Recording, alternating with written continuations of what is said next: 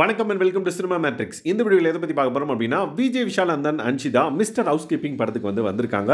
So அங்கே நடந்த விஷயங்கள் அண்ட் தென் அங்கே எடுக்கப்பட்ட பிக்சர்லாம் பார்த்திங்க அப்படின்னா ட்ரெண்டிங்காக இப்போ பேசப்பட்டு வருது.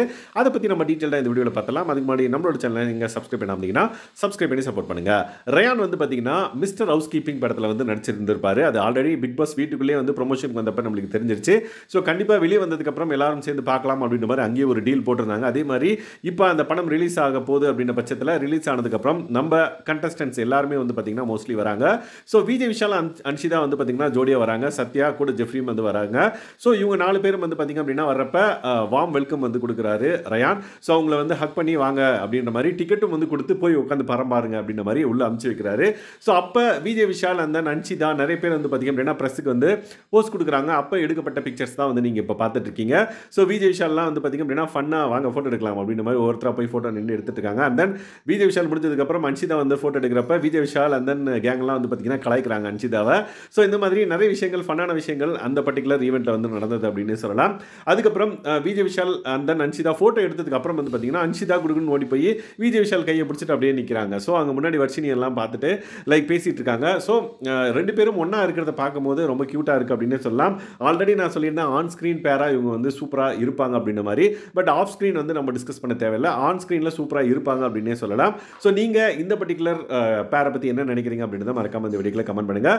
ஸோ அதுக்கப்புறம் டிக்கெட் கொடுத்ததுக்கப்புறம் ஒவ்வொருத்தராக பார்த்தீங்க அப்படின்னா உள்ளே போகிறாங்க டிக்கெட் வாங்கிக்கிட்டு. ஸோ அவங்க அந்த படம் பார்த்துட்டு பார்த்தீங்க அப்படின்னா முடிச்சதுக்கப்புறம் ப்ரெஸ் மீட்லேயும் பார்த்தீங்க அப்படின்னா விஜய் விஷால் இந்த படத்தை பற்றி சொல்கிறாரு.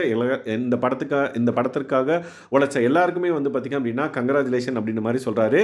அதுக்கப்புறம் ஒரு யங் டீம் பார்த்தீங்க அப்படின்னா இதை உருவாக்கி இருக்கு அப்படின்ற பட்சத்தில் இது எந்த அளவுக்கு சூப்பராக இருக்குது அண்ட் தென் எந்த அளவுக்கு மக்கள் ரிசீவ் பண்ணுறாங்க அப்படின்றத எங்களால் பார்க்க முடியுது. ஸோ ஒரு யங்ஸ்டர் டீமாக பார்த்தீங்க அப்படின்னா இந்த பர்டிகுலர் படத்தை சூப்பராக எடுத்திருக்காங்க. அண்ட் தென் வாழ்த்துக்கள் அப்படின்ற மாதிரி சொல்கிறாரு. அதுக்கப்புறம் ரயானுக்கு விஜய் சேதுபதி சார் முத்தம் கொடுப்பார்ல, அந்த மாதிரி கன்னத்தில் முத்தம் கொடுத்து எங்கள் குட்டிக்கும் வாழ்த்துக்கள் அப்படின்ற மாதிரி சொல்லி அந்த ப்ரெஸ் மீட்டை முடிக்கிறாங்க.